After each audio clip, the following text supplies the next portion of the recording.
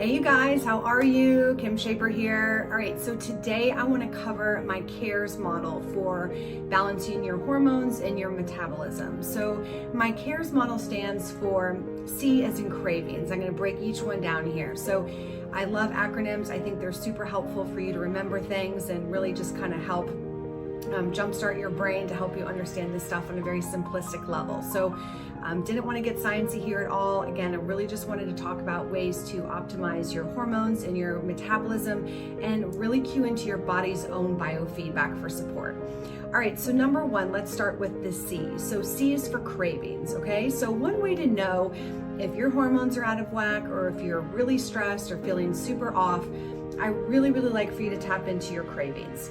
So by asking yourself, okay, what are you craving? Are you craving lots of sugar? Are you craving lots of carbohydrates? Are you craving lots of crunch? Because many times when we're craving these type of foods, we're typically really stressed out and our hormones are thrown for a loop.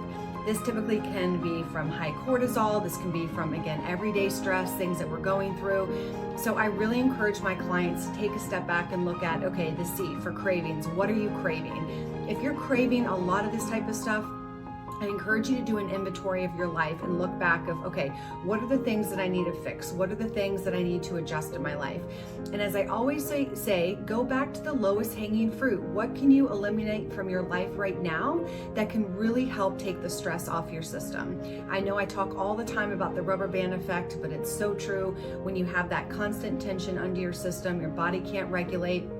So it's really important to find ways to help reduce the stress, to really take the edge off and really get you, optimized. So again, going back to the cravings, if you're craving a ton of stuff, lots of carbs, lots of sugar, I definitely encourage you to take a look and do an inventory of your stress in your life and see what you can remove right away to take that edge off. That typically helps a bunch. Next up is A. A is for absorption. One thing I see a lot is my clients who are dealing with hormone imbalances and metabolic issues, they tend to have really slow mobility, so they're not pooping regularly, they're either constipated or they're having lots of diarrhea or loose stools, so their absorption rate isn't optimized. I notice that they typically have more anxiety. They might even have candida or, again, some other sort of gut issues or gut imbalances going on.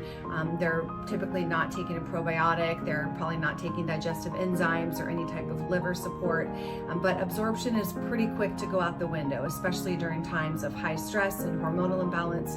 So again, lots of my clients deal with constipation, loose stools, and so forth. So I really encourage you to look at, okay, how is your absorption rate? Are you able to go to the bathroom regularly? Or do you find that the protein shakes that you once drank a couple months ago are really bothersome in your stomach? So those are just some really important things to think about when you are looking at your absorption. Absorption is a big one. That definitely ties into your hormones and your metabolism. Next one is R. R is repairing. So how much are you actually allowing your body to rest and recover and repair?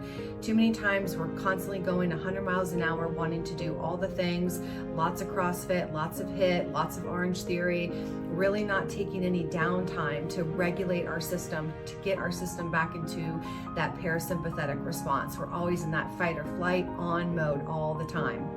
So I encourage you to make sure you have rest days. Make sure you implement days in your life where you are allowing your body to repair. You are allowing your body to get rest and to have a recovery and just to feel better. Too many times people get caught up in doing so much in the gym that they fail to look at the repairing and the rejuvenation is just as important. You're not going to be able to get the gains that you want. You're not going to be able to get the benefits that you want with the training, nor the physique that you want without allowing your body to repair and replenish. So make sure you take time off during the gym. Make sure you give yourself a break or two in between sessions. Try not to do the same muscle groups back to back. Going for walks in between strength training sessions. I encourage that a lot for my clients. I do that for myself as well. So if I have a heavy lift day, the following day I'm going for a walk. I'm not trying to do tons of running and tons of cardio, nor do I do weights and cardio in the same day. I'll typically do cardio one day, weights another day. And I'm always trying to walk, trying to get those steps in, really just trying to repair my system and keep my cortisol nice and low. Because with high cortisol, you're going to burn through that muscle pretty quickly because it is a catabolic hormone. Okay, E is for energy. How is your energy? Are you waking up and feeling amazing in the morning, or are you crashing and burning and feeling really tired? Or is that 2 to 3, 4 o'clock slump where you're just exhausted? Pay attention to your energy levels. This is really important. If you notice your energy levels are low or they're in the tank, really dial it back. Look at the stress inventory in your life. See what you can adjust to improve. See what you can remove from your life is like the lowest hanging fruit. And find ways to rejuvenate yourself without drinking lots of caffeine. One thing I see my clients do a bunch is they will live off coffee or energy drinks or trying to take these stimulants to give them that extra energy, but that's just a false way to give your body a great sense of energy. So I encourage yourself to do natural sources. Instead of coffee, you could do maca powder. Maca lattes are great. They have L-theanine in it, which is great for your energy and creating a natural source of energy release. I find that to be very beneficial for my clients. So L-theanine is the name. It's in maca powder. I love that. And again, and not solely relying on the caffeine, making sure you're eating enough, making sure you're getting enough nutrients. That's so important. Nutrition is key. And I bring nutrition back to the cravings. Are you eating a well-balanced diet? Are you getting enough protein, fat, and fiber? I go back to the PACF protocol that I talk about. Are you getting enough protein? Are you getting enough carbs? Are you getting enough fat at each meal? Really to keep your blood sugar balanced and regulated. That helps a lot with your energy, not relying on external sources like a bunch of sugar, a bunch of coffee, a bunch of energy drinks. Really dial it back and try to tap into your own energy reserves. And that piggybacks into number 5, which is S, which stands for sleep.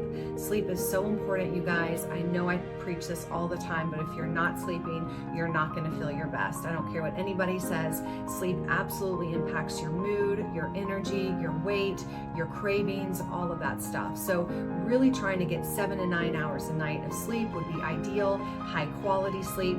If you are having trouble falling asleep, things that I recommend would be GABA, L-theanine. Any of those supplements would be great. Ashwagandha, just to help bring down the stress, put you in a calmer state, get you ready for a good night's rest. I also encourage some sort of good hygiene when it comes to sleep. So blue light blockers before bedtime. Drinking some sort of sleepy time tea, making sure your room is dark and cold. I love the chill pad. I use a chill pad, which is very beneficial and keeps me regulated, my body temperature nice and cool. So really developing that sense of good hygiene for nighttime. And again, 7 to 9 hours would be ideal of just quality sleep. If you are waking up between 1 and 3 a.m., I definitely think it could probably be some sort of hormonal imbalance. So I would definitely make sure to check with your doctor, or you can reach out to me and my team, and our functional medicine team can definitely help you with that, because that again could be a hormonal issue. So that is my CARES model when it comes to really learning how to tap into your own body's biofeedback for proper hormonal and metabolic support. So if you have any questions at all, please feel free to reach out. Thanks so much and have a great day.